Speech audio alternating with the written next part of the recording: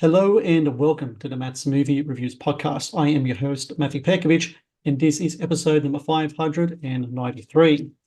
Out now on digital is Frankenstein Legacy, a gothic horror set 100 years after the events of Mary Shelley's novel, where now Victor von Frankenstein's journals have fallen into the hands of a gifted scientist who will stop at nothing to cure her husband's degenerative illness.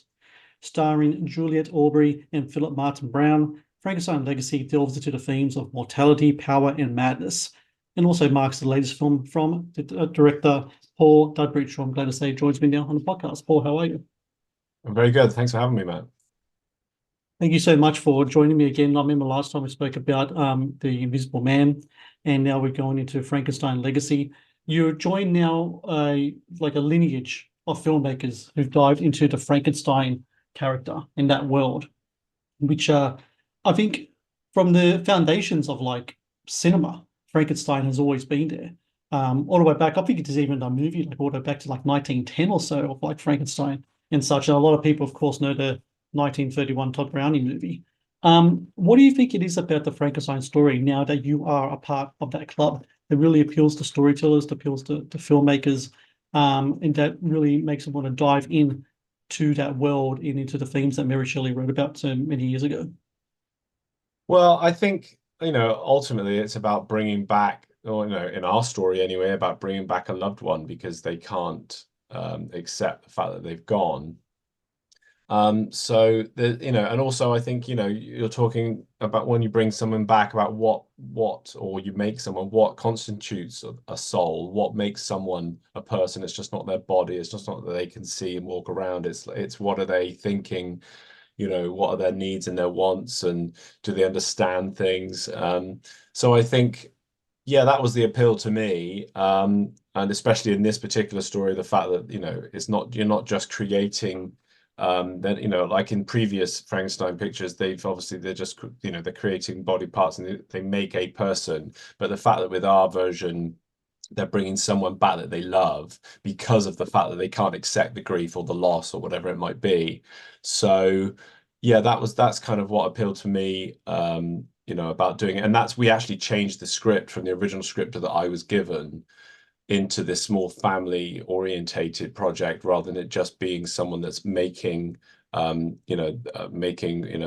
out of desperate body parts, so to speak. So yeah, it was the human angle that appealed to me. The movie is set 100 years after the events in Mary Shelley's novel. Was that always the idea to have like this set in the Victorian era, 100 years after the events of that first novel?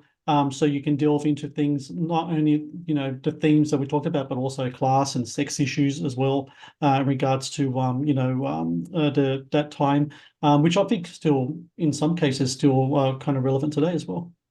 Yeah, I mean, I think because I just come off of Fear the Invisible Man, which was set in that time period, I think I knew a little bit more about that era rather than the time directly around Frankenstein, which is like what 1790. So yeah, that kind of appealed, and I think yeah, there was a little bit more issues to sort of explore. And one of the things the writer of this, Jim Griffin, he wanted to bring in those elements of the fact that women weren't allowed to to take examinations, and it was just on the cusp of that kind of change. And then the social classes and things like that, even down to like the asylums at the time, about what people were put away for, and what how little it was that just to get someone locked up. I think we have it in our movie where one a man who's a friend of the asylum superintendent actually gets he wants his wife put away for writing poetry, and it's just Yeah. like it's that type of thing where it just gave us a lot more to explore in that era, as well as it being a little bit more familiar to me, which I think is important to sort of know the playground that you're in and what you can do and what you can't do, and when things started to happen, just so you're a little bit more accurate from that point of view as well. And the other thing that really strikes me is this is a film that talks about power, power from, when it comes from the character of Millicent, who's played by Juliette Aubrey. She's kind of like the mad professor in this case, the power that she has to try to reanimate her husband, bring him back to the dead, but also the power where she's essentially sourcing her goods, I guess you could call them goods, in a sort of way from like poor, like downtrodden people. And there's actually a great quote in the movie where she kind of refers to like poor people as ants underfoot. No, sorry, she won't stop for ants underfoot as one advances towards greatness. It's kind of like, you know, these people don't mean anything to me because what I'm kind of achieving here is like, something that's going to be beyond, Yeah. class or society, anything else. I'm going to achieve something that's going to make me into a god almost. And that's a kind of a important aspect to the movie as well. It is. And also I think that just points to she's just completely blinded in her goal, and it's just this everything else is outside of that, and how she treats other people, including her own family. It's not just the poor people under, which are the ants underfoot. It's actually, it becomes even closer to home than that. She considers her own son expendable, in order to achieve her goal. And that's, I think that just helps all those layers of that obsession and what she's prepared to do and the consequences there are. Well, she's not even considering the consequences. There's no moral dilemma at hand. It's just this driven machine. It's almost like a Terminator. You can't reason with it. You can't talk to it. You can't take it off its path. She's just on this mission. I think that's where part of the chills and the horror comes from as well. That she's almost, kind of, she hasn't got that moral center that the rest of us have, and the fact that she's prepared to go to those places, that's part of the horror, in addition to the cut up bodies and all that kind of stuff. Please support Matt's movie reviews on Patreon. Get access to exclusive content, request movie reviews and top 10 lists, and help support my work. Please click on the Patreon link in the description below. She has like a cold obsession to her. Yeah. And Juliet Aubrey plays that so well in the movie. Yeah. What was it like casting her, working with her on the character of Millicent? Because I'm sure, it would have been great to have like a BAFTA-winning actress on your production working with this on you. Yeah, absolutely. I mean, Juliet was great, and she brought a lot to the table. Just kind of thinking, she wanted to tweak a few things, just tweak a few lines. She had her own thoughts on her haircuts or what she should wear. But I think she really got the character about what we were trying to do. And it was very interesting. I think because she's done quite a lot. So she's used to, the procedures, and she's used to how it is on set, and she knows what she's doing. So there's the shorthand there that you don't have to explain too much, or she just gets the character and she gets the essence of it. So we had a few meetings beforehand just to talk about, what we wanted to do and what I wanted to do, as well as how she likes to work, because that's important. That, she might like to, as an actor, does she want to go first on camera? Does she want to go last? Does she warm up to her takes? Does she feel that she's very, almost out the gate, she's good on take one, so I need to be ready for that? Does she like to rehearse or not? So all those kind of things, and especially when you're working with an ensemble cast, you have to balance that against the other actors in the scene that might have a different way of approaching to that. So you kind of, yeah, it was very interesting to work with her and have her on set. Philip Martin Brown plays the creature in the movie. What's really interesting about how the creature is portrayed in this film, and I haven't seen every Frankenstein film, I've seen a few though. I don't really remember any of the previous films you actually see who the person was before the abomination. I don't actually remember that. That was clearly something very important for this role though, because you need to see why Millicent was so obsessed to do what she can for this man, because for all intents and purposes, her husband is incredibly sweet, good-natured man, totally opposite of her kind of like cold demeanor. So how important was it to make sure that you portray the man first before you even get to even an inkling of the creature afterwards? I think it was very important, and all of that needed to be set up. And we actually wrote a scene when the father and son bond a little bit, and he actually takes a moment to say, "Hey, look, I love you. I don't know how long I've got left, but I needed to say this," and just have that bond and set him up and put him in a particular direction. And also, I think we tried to make a lot of the scenes with Philip at the in the early part of the film, um, quite light. He's having, not fun by any means, but there's a little bit of banter back and forth, and just to sort of pitch that character somewhere, there's some levity to it, so that when he does become the creature, there's somewhere to go dramatically and emotionally. That fact that he's not what we've seen before. But Philip had a big challenge on his hands, really, because he's essentially playing two parts. Mm. Um, and, we would seesaw between each, on the schedule between the creature and him, and he had to sit in the makeup chair for like 5 hours. And then they got it down to like 3 hours and things like that. So it was very, and Philip was saying that he loves mask work. And as soon as you put a mask on, you can hide yourself behind it. So it was very interesting as an actor to have that opportunity to be able to hide that and then obviously play the two different parts. When it comes to a Frankenstein movie, there's so many different ways you can play the kind of like the more kind of, I guess you could call it the body horror kind of aspects to it. You could go really gory, you could go light. In here, kind of fits a nice kind of like in the middle there. You do want to go too bloody, but you didn't shy away by certain things as well, because we are dealing with, a person who's been put together by, other carcasses and so.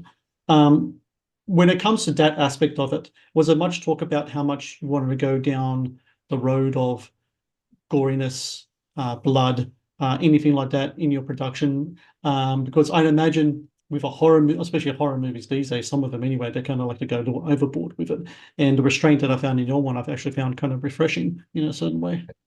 Yeah, appreciate that. Thank you. Because we did, I think, I thought about that quite a lot because I'm not personally partial to a lot of gore and blood. And I think, what we wanted to do was make sure that we have that human undercurrent, that heart, that emotion that follows through. And it's like any genre film, if you look at an action picture, if a car explodes or rolls down the street and all the rest of it gets riddled with bullets, if we don't care about the person inside, it's all moot. It doesn't make any difference. But if we do care about it and then the car blows up, then, it's great because we've got what we're looking for on both sides.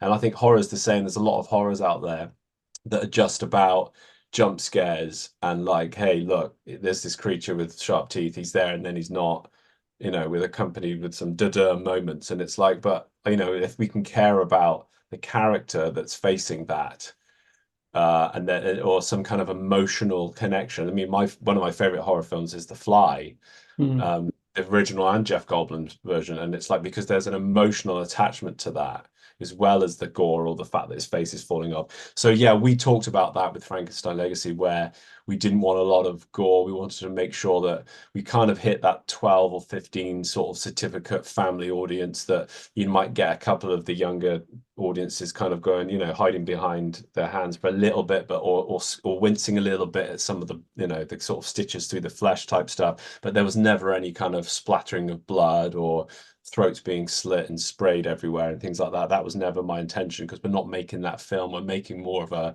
dare I say, a cerebral horror where it's about the family and the emotional undercurrent, and then the horror, like we said earlier, is like through Juliet's character, not really necessarily through the fact that you're sewing skin together and the leg's gone gangrenous and you're gonna have to chop it off. That's all kind of a little bit more off screen. So that, yeah, it was definitely something that we were aware of, and the producers were as well, because they were concerned that you don't want to get an 18 certificate and you lose half your audience, or Mm. but yeah. The Matt's Movie Reviews podcast is brought to you by TeePublic. TeePublic is the world's largest marketplace for independent creators to sell their work on the highest quality merchandise. With over 1.2 million designs, TeePublic is sure to have something you will love. When it came to where we see Philip in all of his glory as the creature itself, and he's like shows his dominance and his power, and we finally see him kind of like his full, figure and everything.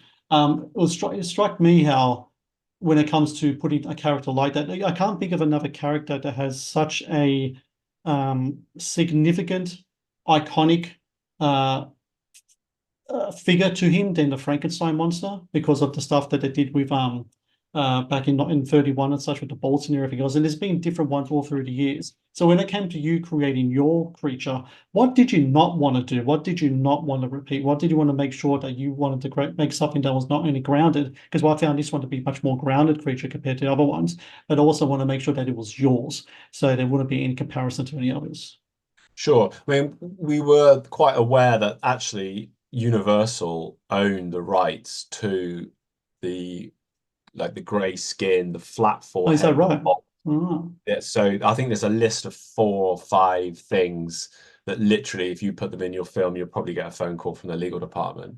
right. So with our designs, we went to a creature designer or who called Paul Hyatt, who did some sketches for us and drew up some ideas. And one of the things that we wanted to include was really show the fact that it's made up of different body parts. So you have Mm. different colors of skin, different ages. We've got a tattoo which we set up that is taken off one of the patients in the asylum, and we can really get this impression that it's been put together. It's not just an actor with some stitchy makeup on. We want to really show that there's 2 different parts of 2 different bodies put together here. So that was what we wanted to show, and then obviously still keeping the essence of the character underneath, which is Philip, and his face, so he's recognizable. We don't want to make it too different to how Philip looks. But yeah, it was, during the production, it was a real juggle with me because I've never really done heavy makeup at this extent before, and the length of time it takes to put this stuff on, and you have to factor that into your schedule. So we had to go through the schedule and go, what's being seen here in scene 53 is just a close up on his wrist. Okay, fine, that's all they need to do. But scene 102 is full head and torso, body. That's right, that's a 5-hour makeup session, so let's plan for that. And then also just filmically, because we kind of shot it in leading up to his big reveal. It's just done in close-ups on his eye or close-ups on his hand, or little snippets of things. We don't fully reveal him. And then there's a scene later on when Millicent stands up and walks face to face with him, where we fully reveal him in his, all his glory. So it was a mixture between slowly revealing the character on screen and also making that part of the filmmaking process and schedule, so we're not waiting around for 3 or 4 hours every day for Philip to walk on set, filming, in 2 shots, and then he gets, kind of de-rigged. So it was a real nice, or kind of a challenge to kind of mix the 2 narrative issues that we want to do and then the practical side. So we touched on the practical side, and on the other side of this, you have visual effects side as well. Yeah. And it comes down to, when I talk to independent filmmakers, the struggle to make sure you can put together, get the right visual effects, have the budget enough for the visual effects so it can fit on the screen as well. And I got to say, it's quite impressive what you guys pulled off here. You have the ships, you have the train with the bridge, the rat was looks great as well. And a bunch of, I'm sure there's a bunch of other stuff I probably don't remember off the top of my head. But to put that together, I think it was 200 VFX shots in the movie. So to put all that together and get it done, but do so under the budget I'm sure you had, and under the limited time you had to work on it as well. What was that like? And how much working on Fear the Invisible Man and the experience you had working visual effects on that really kind of like bled over into Frankenstein, and you kind of learn the lessons and learn your things, and now that you had a little bit of experience of it underneath your feet. Yeah, sure. Well, our visual effects supervisor is Al Brett, and he did a cracking job. And we learned a lot on Fear the Invisible Man. We had 400 visual effect shots on that, and you covered everything from sky replacements to full CG characters or whatever. So there was half the VFX shots on this film, but we kind of carried over a lot of that, and the rat was something that once saw it in the script, we realized that obviously you can't train a rat to open its eyes on you or anything like that. So we knew that was going to be a VFX shot. But we had done a commercial about 5 years ago, which featured a polar bear. So we had experience of doing a CG animated character with fur, white furs, funny enough. And so we knew how to do that. So it was just about transferring that across to the rat, and then setting the shots up and the background plates to allow for that rat shot. And when is it a practical rat, which is just, kind of been cut in half, stuffed. And then when is it a CG rat? When does the CG rat take over? So yeah, I mean, we also had sky replacements. We had the train, like you say, the ships. The opening shot, it was, we took a chance there, really having the opening shot of the movie being a fully CG and it being on for like 20 seconds long. Because the trick with CG sometimes is if it's on screen for quite a short period of time, the audience don't quite know that CG. They can't look around and check the frame and see where the matte lines are or the or poor green screen or whatever.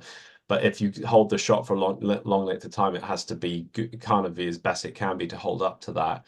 So that was a big effort, but I really wanted to kind of have something fairly grand for the opening, and also just if your film is set in the Arctic Ocean, we can't go there to shoot that, so you're looking at a CG element to that. But we did a lot, and in the short space of time, and Al did a cracking work really. So, and then there's the electricity stuff that we had to put in as well. Which the issue with that is it's not just about overlaying electrical sparks, it's actually having the light of those electrical sparks affect the background. And especially if Millicent's throwing a switch and there's some blue electrics on the wall, that has to spill onto her face. So that was the trick, or that was the issue that we had with a lot of that as well. The Matt's Movie Reviews podcast is brought to you by Amazon Prime Video. One of the best on-demand streaming services available, Amazon Prime Video features exclusive Amazon originals as well as popular movies and TV shows. Watch Amazon Prime Video anytime, anywhere. Filmed in Bristol, is that correct? This is where the majority of it was filmed? Yeah, in the southwest of the UK. So we shot majority of the film in North Devon, the house location. And then we did a week at the end of the schedule in a prison up in Gloucester for the asylum. And then we had a few other, days dotted around in Bristol and a few other places. But the majority of the picture was shot in the southwest, yeah.